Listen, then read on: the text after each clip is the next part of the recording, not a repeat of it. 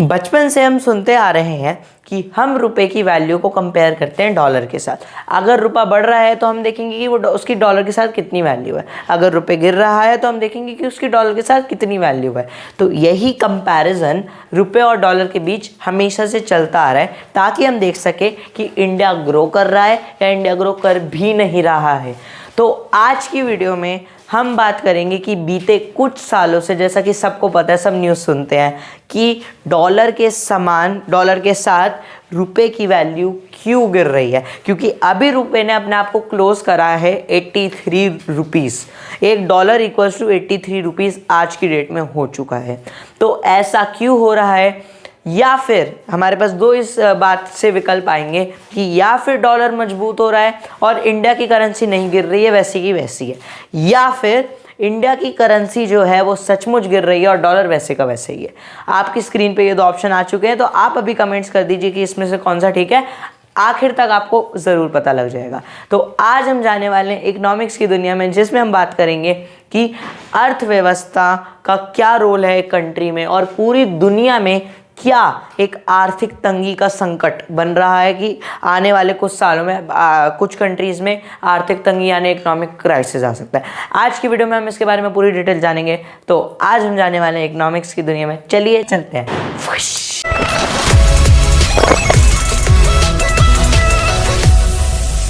रुपए ने सबसे पहले जुलाई के महीने में पहली बार 80 के स्तर को छुआ था।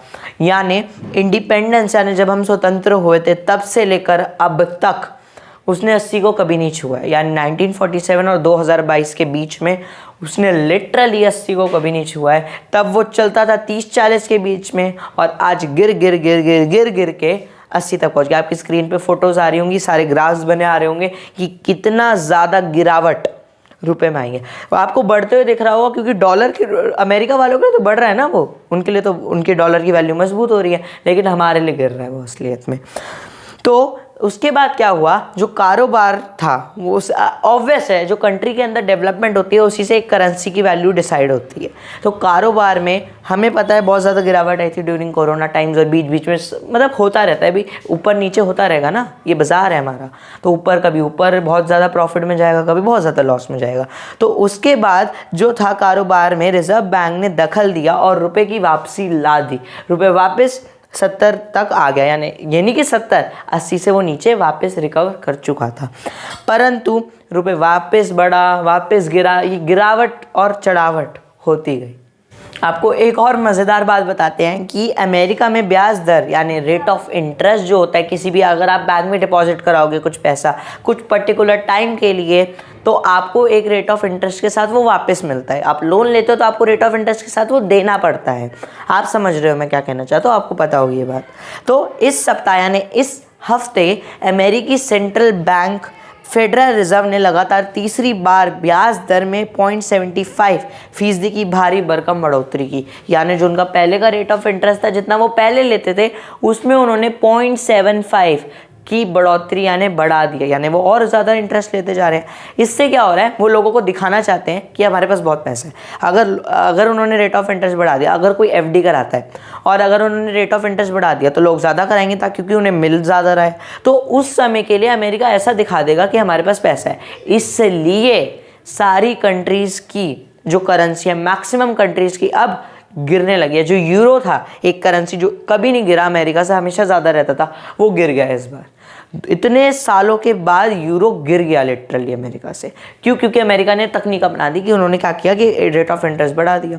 लोगों से ज़्यादा लेंगे भी, लोगों को ज़्यादा देंगे भी, ये कर दिया। अगर आपको कोई ज़्यादा देगा, आपने कुछ अमाउंट दी, और अगर आपको कोई बोले कि मैं आपको इसके बदले कुछ अमाउंट ज़्यादा दूंगा, तो आप ऑब्वियस है ना, तो उसको तो दोगे ना। अगर आप लालची हो तो वो अलग बात है, नहीं हो तो ठीक है ना। तो इससे हमें संकेत मिल रहा है कि दुनिया की करेंसीज क्यों गिर रही है। तो दो जो विकल्प आपके सामने रखे थे पहले स्टार्टिंग में, उसमें से एक विकल्प सही हुआ है कि भारत की करेंसी गिर नहीं रही है। हालांकि थोड़ी बहुत तो उथल पुथल आती रहती है हर करेंसी में, लेकिन डॉलर लगातार मजबूत अपने आप को कर रहा है। ये सबसे बड़ा कारण है कि हमारी करेंसी 83 रुपीज़ तक $1 के बराबर गिर गई है। इससे क्या होगा, लोग हमारे रुपए में इन्वेस्ट नहीं करेंगे, लोग डॉलर में इन्वेस्ट करेंगे, क्योंकि लोगों को पता लग रहा है ये आगे बहुत बढ़ सकता है। जैसे बिटकॉइन था, बिटकॉइन एकदम से भाग गया ना स्टार्टिंग में। अब बिटकॉइन की वैल्यू कितनी है, जिन्होंने उस समय इन्वेस्ट करा होगा उन्हें बिटकॉइन बहुत ज़्यादा दे चुका होगा पैसा। वैसे ही लोग सोच रहे होंगे कि रुपये में फ़ायदा नहीं है इन्वेस्ट करने का, अब डॉलर में इन्वेस्ट करते हैं, डॉलर में इन्वेस्ट करेंगे तो आगे आने वाले सालों में हमें बहुत ज़्यादा रिटर्न्स मिलेंगे। अब बात करते हैं इस वीडियो के सेकंड फेज में। फर्स्ट फेज में हमने सारा केस समझ लिया, पूरी केस स्टडी समझ ली। अब हम सेकंड केस में समझ रहे हैं कि क्या हम इंडिया को एक अच्छा नेशन स्थापित कर पाएंगे या नहीं, क्योंकि एक करेंसी एक नेशन के बारे में बहुत कुछ बताती है, क्योंकि उसी से पूरा नेशन जो होता है पूरी दुनिया से, कॉमर्स से जुड़ा होता है।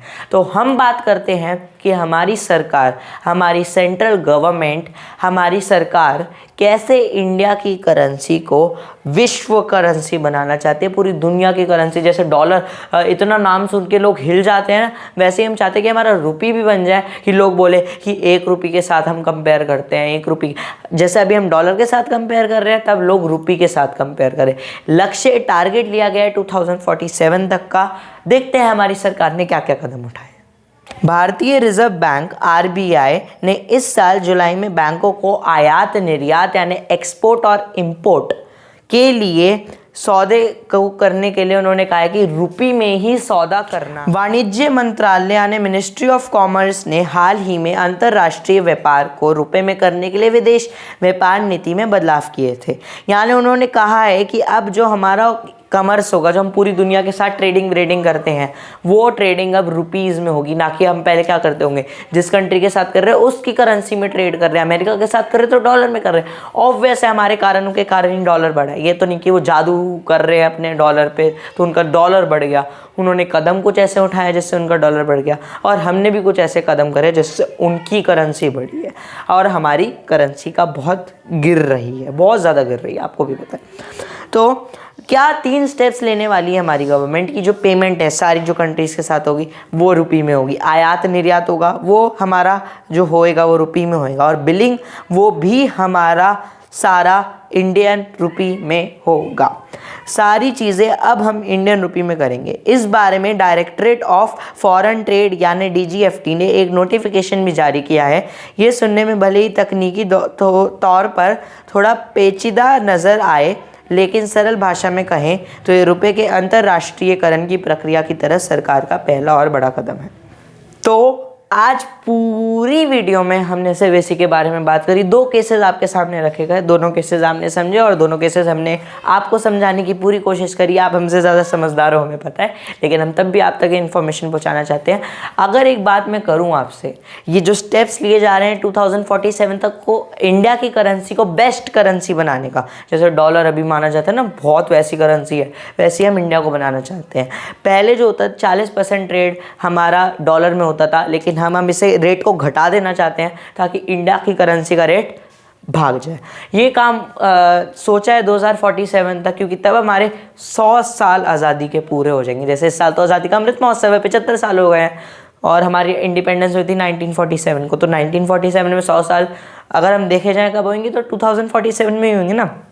तो 2047 तक हम चाहते हैं हमारा देश एक्चुअली डेवलप्ड कंट्री बन जाए, क्योंकि अभी हमारा देश विकासशील देश है, हमारा देश अभी विकसित नहीं हुआ। यूएस से और वो सारे देश विकसित हो चुके हैं, हमारा अभी विकसित होना है, हुआ नहीं है। अभी इतनी खामियां हैं, इतनी कमियां हैं हमारे देश में, जितनी कमियां एक डेवलपिंग कंट्री में ऑब्वियस होगी। हम डेवलपिंग कर रहे हैं, हम डेवलप्ड नहीं हैं। हमें ईडी का फ़र्क लगाना पड़ेगा, क्योंकि इसी ईडी से ना बहुत कुछ बदल जाएगा। सब जो डेवलप्ड कंट्री और डेवलपिंग, इंडिया अपने आप में बहुत प्रोग्रेस कर रहा है लिटरली। आप खुद देखो 1947 से 2022 तक इंडिया ने एक इतनी प्रोग्रेस करी है जितनी प्रोग्रेस शायद ही कोई डेवलपिंग कंट्री अभी तक कर पाया हो। हमें यही बात अपने मन में रखनी होगी, और अपनी करेंसी को बेस्ट बनाने के लिए हमें भी कदम लेने होंगे कि हम कुछ बाहर का सामान ना ले रहे हो। चाइनीज़ जैसे हमने मेड इन इंडिया स्कीम चलाई थी कि मेड इन इंडिया सामान लेना है हमें, सॉरी उसके लिए,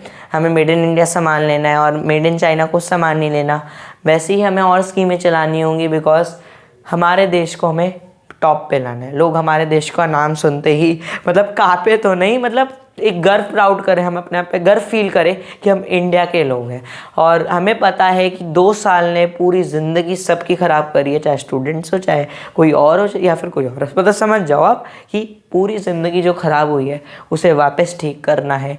किसी भी देश में अगर कोई तंगी आती है, सारे देश एक दूसरे से जुड़े हुए हैं, ये बात समझनी है। मतलब ही नहीं बनना है कि अगर किसी देश में कोई तंगी आई तो हमारे देश में भी उतना ही असर होएगा। हमने रशिया यूक्रेन वार का असर देखा था, पेट्रोल के दाम कितने बढ़ गए थे, 100 से ऊपर पहुंच गया था पेट्रोल लिटरली। मतलब हम फिर पैसा बचाने में लग रहे थे सब। और हर चीज़ में प्रॉब्लम कौन फेस कर रहा है? हम लोग ही ना, जो आम जनता है। कोई सरकार, कोई नेता वेता कोई प्रॉब्लम फेस नहीं करते। किसी भी देश का कोई भी राजा, नेता, मोनार्क और कोई भी अलग अलग स्टेट्स ऑफ वो होते हो, उनमें से कोई भी, उन्हें कुछ फ़र्क नहीं पड़ता। जब तक लोग प्रोटेस्ट नहीं करते उन्हें कुछ फ़र्क नहीं पड़ता। फ़र्क हमें पड़ता है, क्योंकि हमें ही हर दिन अपनी निजी ज़िंदगी में जीना है। वो लोग सबसे टॉप पर बैठे, उन्हें इतना फ़र्क नहीं पड़ेगा। और आप सबको पूरे फेस्टिव सीज़न की हैप्पी, आपको मतलब आपके फेस्टिव सीजन सारे अच्छे जाएं। हो सकता है वीडियो जिस दिन आ रही है उस दिन दीपावली जा चुकी हो सकता है जिस दिन ये वीडियो आ रही है उस दिन गोवर्धन जा चुका हो। सारे जो त्यौहार हैं आपको मुबारक हो, क्योंकि हमें नहीं पता है वीडियो कब आएगी। वो बस जाने लोग जो एडिटिंग करेंगे, और आपको पता है एडिटिंग कौन नहीं करता है। तो आपसे मिलते हैं अगली वीडियो में। हो सकता है कि दिवाली की वीडियो इसके बाद आए, इससे पहले आए। तब तक के लिए घर पे रहो, सुरक्षित रहो और अपने फेस्टिव सीज़न को बिना कोरोना के, बिना बीमार हुए मनाते रहो। धन्यवाद आप सबका, बाय बाय।